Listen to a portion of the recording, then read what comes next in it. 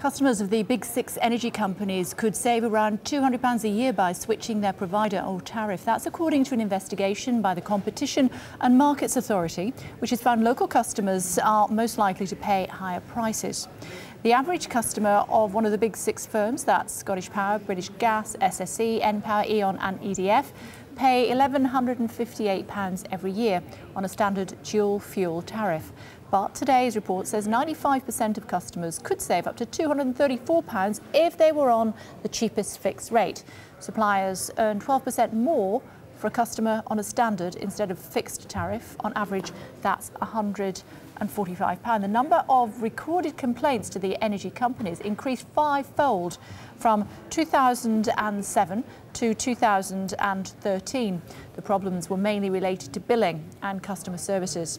Despite that, around half the people the competition watchdog spoke to had never switched, and a third said they'd never considered it or thought it was impossible.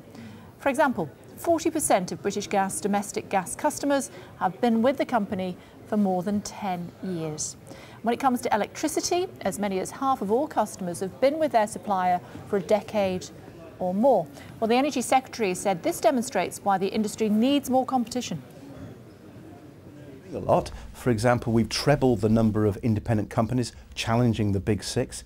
They've seen their market share go from less than 1% to over 10% because millions have been switching.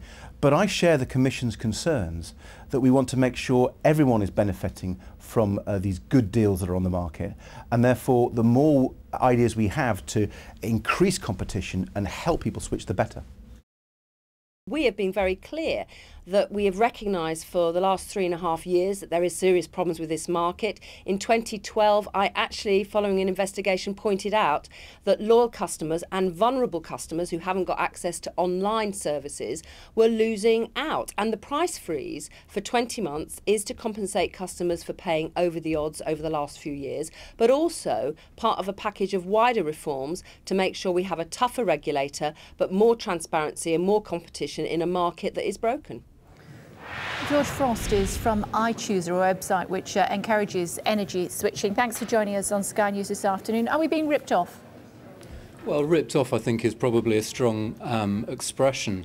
I think what we're looking at is how can we encourage people to actually do something. Anyone is able to switch through any of the ways in which they feel comfortable to do so, and the figures that the CMA are talking about on savings very much fit with the average savings of £232 a year on a dual fuel contract that we can save. I think many people see their energy bill as a tax, and the FT described it as a tax on inertia, the standard rate being a tax on inertia. Consumers need to vote with their feet and do something about it. Yeah, but from personal experience, I recently tried to swap from one energy supplier to another, and it proved almost impossible. I filled in all of the paperwork. I was told that it was in progress. 6 weeks later, I checked, and nothing had been done, and they'd lost all the paperwork. So what's the incentive? You'll say money, but of course it's very time-consuming to do this sort of stuff. Well, it sounds like you had a bad experience, and you're not alone with having had a bad experience. There's widespread publicity of those who don't have a smooth journey.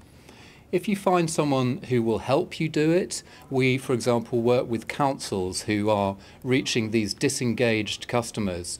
70% of people who switch through the collective switching schemes that we run haven't switched before.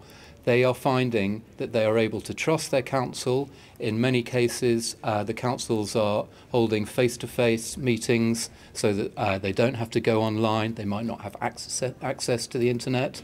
So it's a case of finding the right route for you. But also you need to be persistent. In the main part, though, it is easy, it is simple, and it shouldn't take you a long time. Yeah, I suppose the other option could be that the government could look at this, and if they decide that these companies are abusing their power, they can take action, can't they? The government could look at that, and indeed there have been talks of post-election promises of what they might do.